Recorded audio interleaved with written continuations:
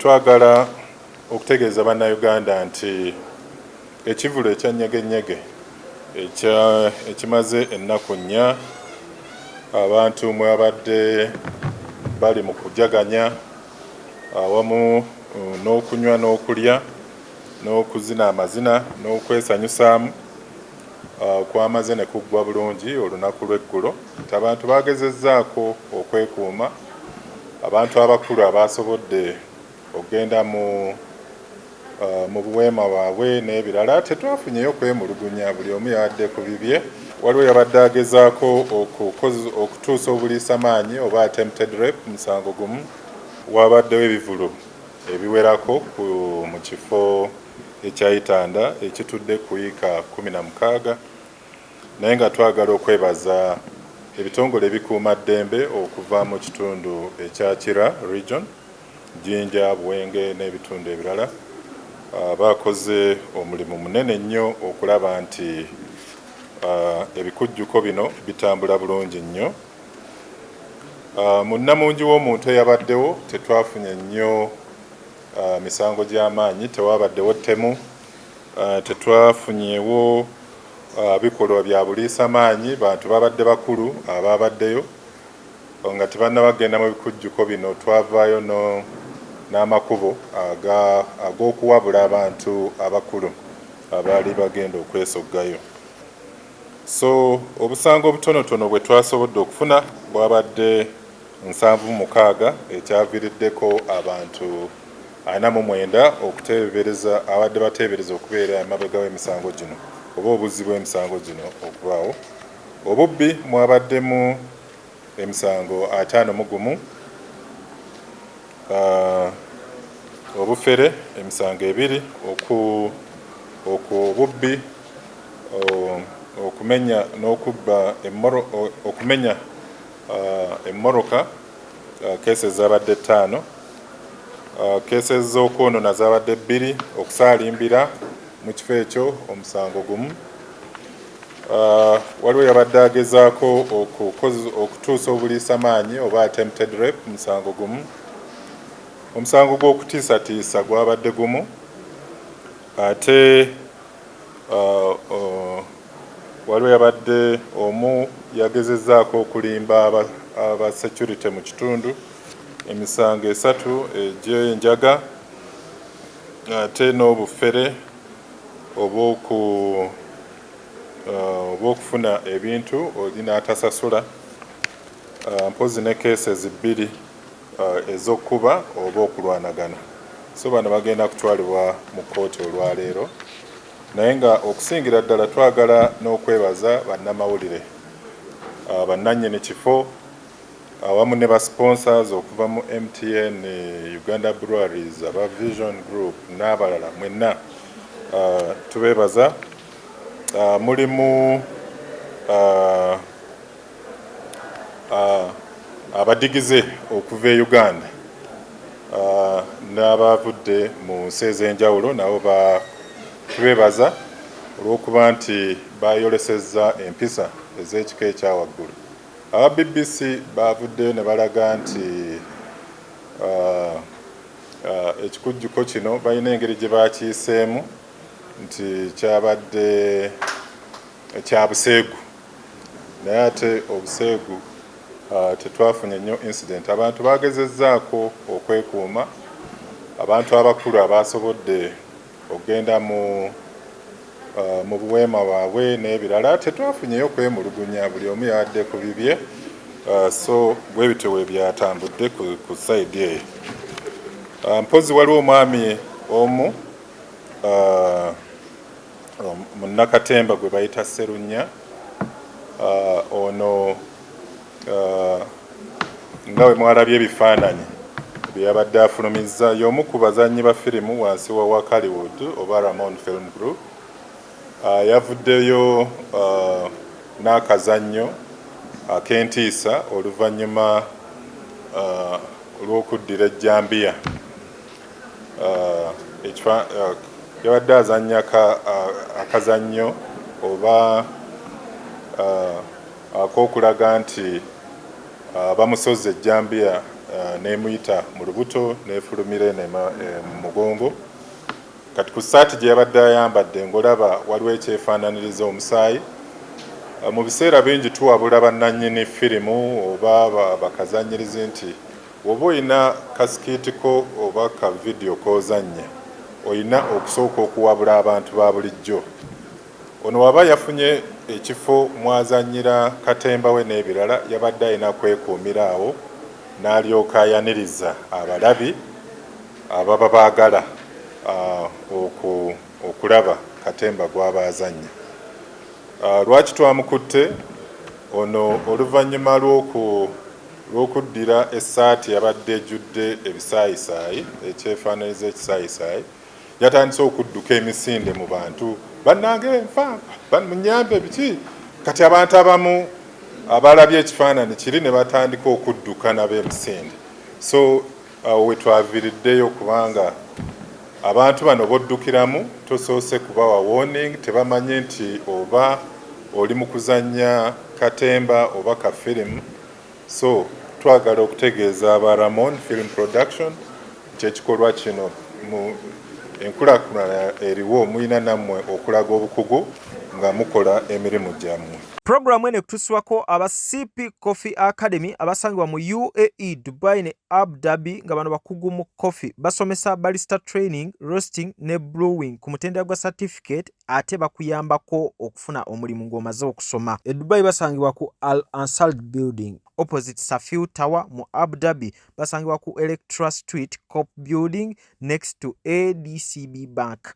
Abeetaaze osobola kubira ku namba z'essimu eziri wansi awo kossa ne website yaabwe. Kisitu Electronics batunda solar panels sizes zonna ku bbeeyi yonna, amasimu agatayitamu mazzi, flat screens eziriko ne kalonda w'amasannyalaze erina ow'enjawulo. Ojja funa ekirabo gwe anaabeeyuna ku Hanifa Towers ne ku namba y'essimu nga woogiraba obakubireko oba waweereze WhatsApp. Ziwa and Sons suppliers w'ebikozesebwa mu kisenge ng'ofuula ekisenge kye ekyenjawulo kirabike bulungi. Gula amasooka amalungi, bed cover, duvet, mosquito nets, towel ne kalonda yenna agwa mu kkoero. Basangibwa ku Mukwana Arcade ne namba y'essimu weeri wansi awo. Ayagala okusala weight omugejjo okufuna 6 packs okukuma omubiri gwo nga guli fit n'okuguzimba, noonya omwami Roy Mubiru ku YouTube olabe videos ez'enjawulo ng'asomesa era ng'abuulira abantu engeri gye mulina okuba mukuumamu emibiri gyammwe n'emmere gye mulina okubeera nga mulya. Subscribinga ate era munoonye ne ku namba y'essimu awo ayongere okubeera ng'akubuulira ky'olina okuba ng'okola. Arapex Tire Adhesive and Grout eri ayagala okusiba tayo ze zinywere mu ddiiro, ku lubalaza, mu kisenge oba mu kinaabiro, oli wa ddwaliro, oli wa arcade oba ekifo kyonna kyoyagalamu obugumu obw'enjawulo olw'ekirungo ekiteekebwamu. Amwetaaze genda mu hardware ekuliraanye Sidin Tile Center ku Salama Road kossa n'ennamba z'essimu nga wooziraba wansi awo ku screen yo. Bakubireko tojja kwejjusa.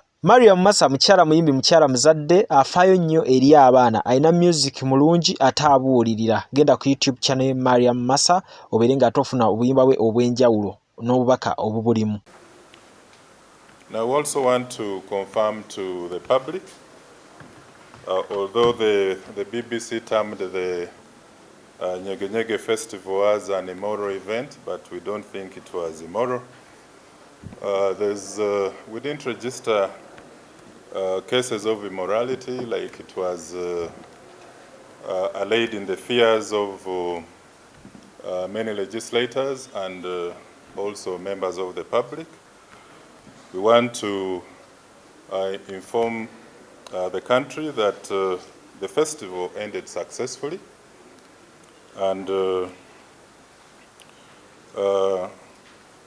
number of local and international festival goers attended the 4-day event with the smashing performances from a number of artists, musicians, and a number of activities. So there was a plethora of thrilling performances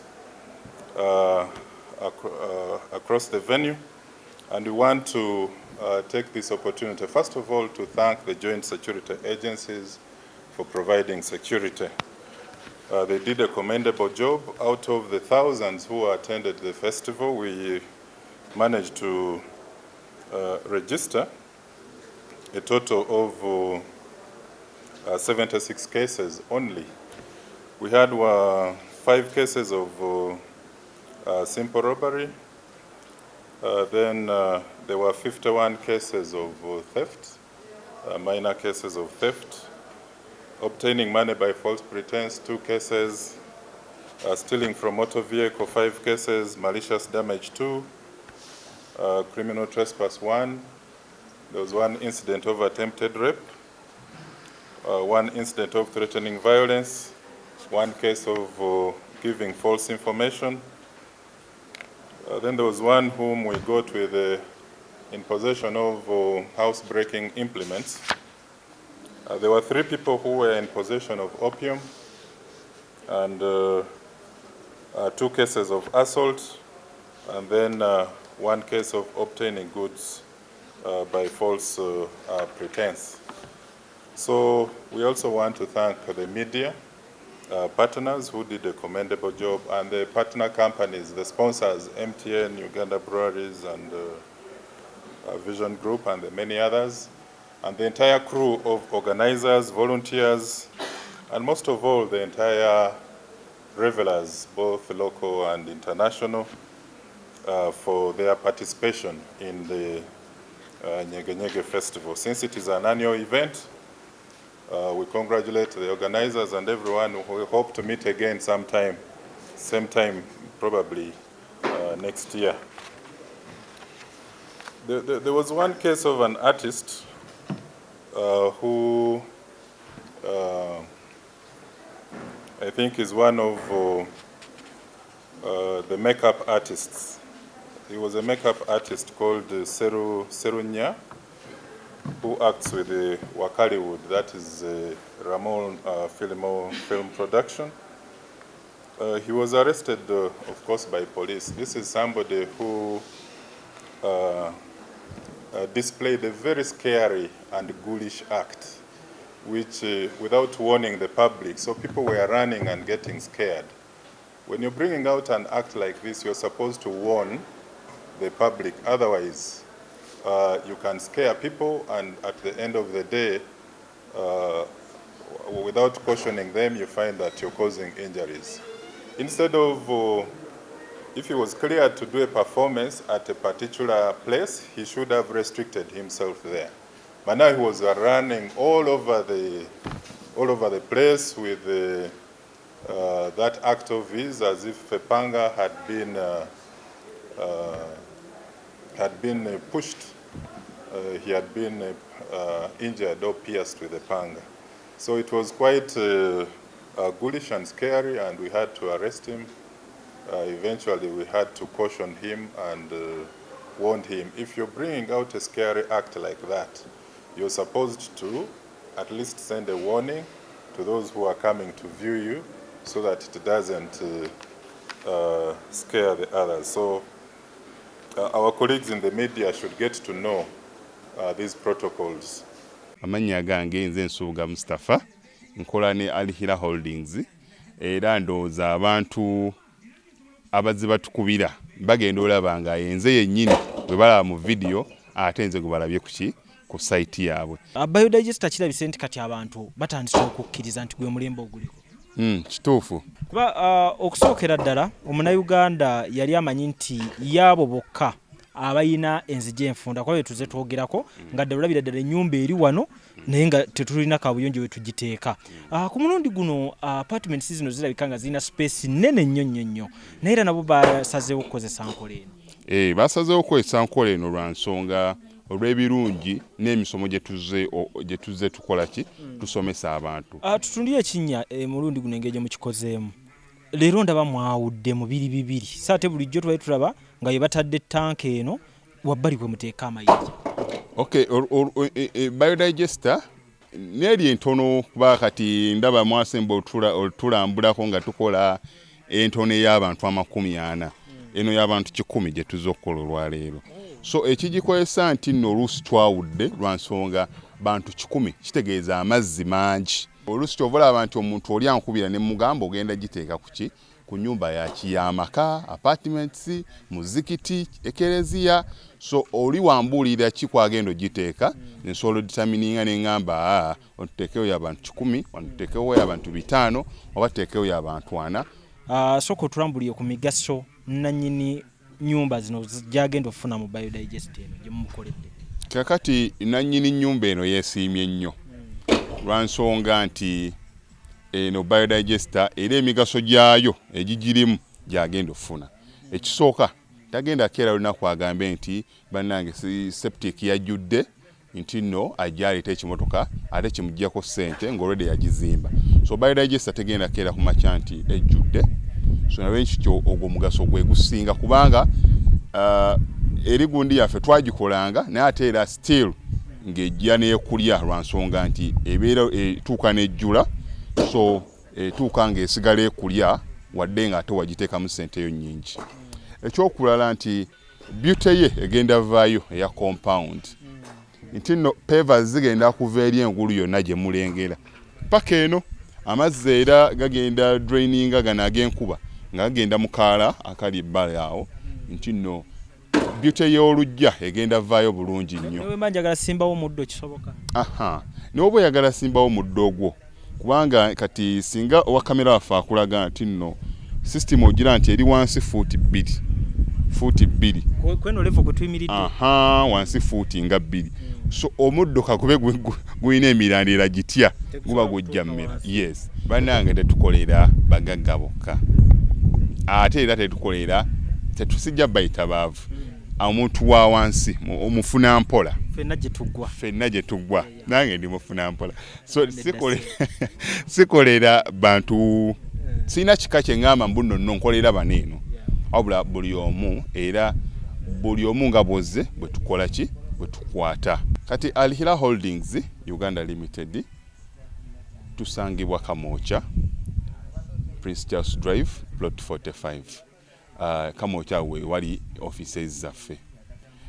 Tuyina namba z'amasimu esooka ya Airtel 07017 66992 neya MTN 0789 224230. Abasinga batumanyira mu biodigester kuba bwe tuvudde nnyo mu kamera naye nga abaklanti baffe abapya n'abakadde bagenze bakitegeera nti no ne general construction yenna mwetuli.